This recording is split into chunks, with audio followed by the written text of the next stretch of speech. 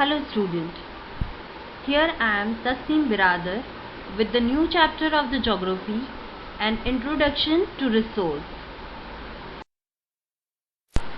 So let's first understand what is resource. So anything that can satisfy your need is resource. Now what make a substance or an object a resource?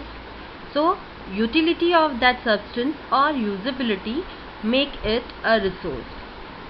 Resource has value. Value means worth. Some resources have economical value while some don't have. For an example, a metal like an iron have the resource value while the landscape, beautiful landscape don't have any value.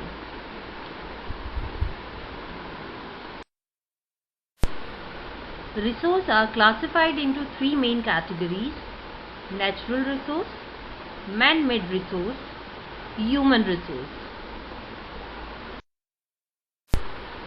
So what do you mean by the natural resource?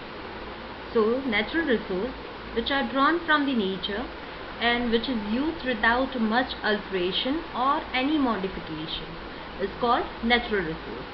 For an example, it is air, land, water, soil are the some examples of the natural resource.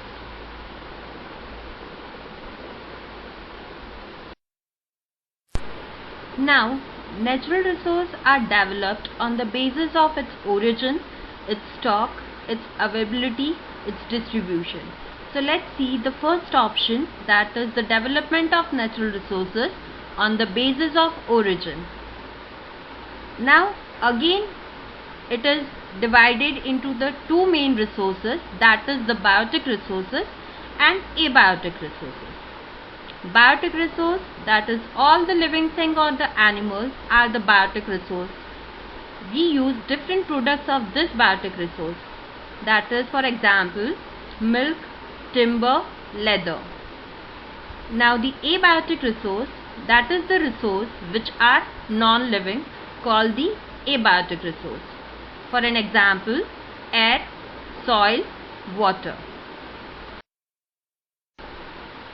Now see the second category of natural resource on the basis of quantity. It is divided into actual resource or the potential resource. Actual resource. For this, quantity is either known or which are used at present. For an example, coal. The scientists know what is the quantity of the coal and petroleum available on the earth. So it comes into the actual resource. The another is potential resource. For this resource, actual quantity is not known and this resource can be used in future once technology will be fully developed. For an example, uranium reserved in Ladakh. Now the third category of the natural resource on the basis of the exhaustibility, that is renewable resource and non-renewable resource.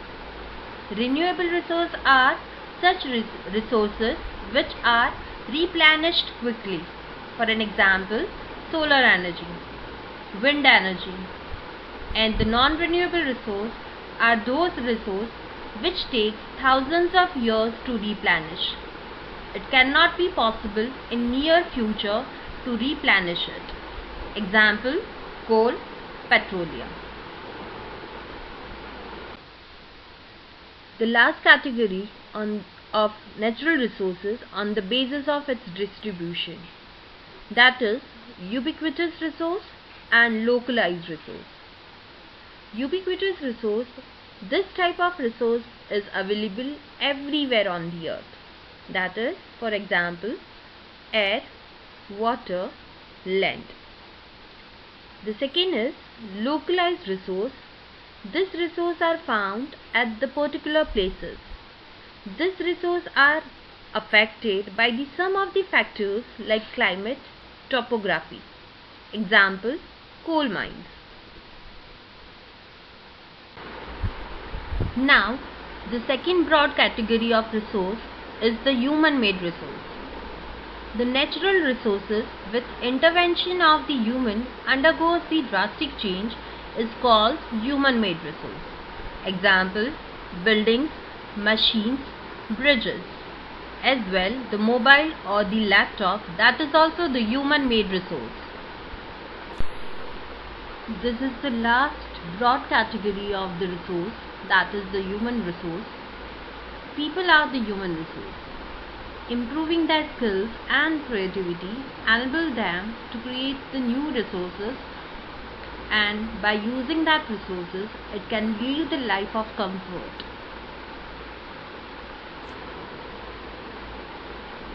We have discussed all the resources, but with the resources we need to conserve these resources. As the most of the natural resources are limited in stock, even some of the renewable resources can become scarce if they are not used judiciously. For an example, we are facing the problem of water shortage due to exploitation of water. Even coal and petroleum are going to be exhausted in near future. Hence, it is important to conserve the resources.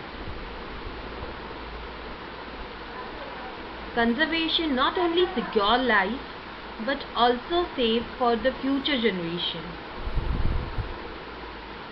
We can follow the concept of 3 R's for the conservation, that is reuse, recycle and reduce.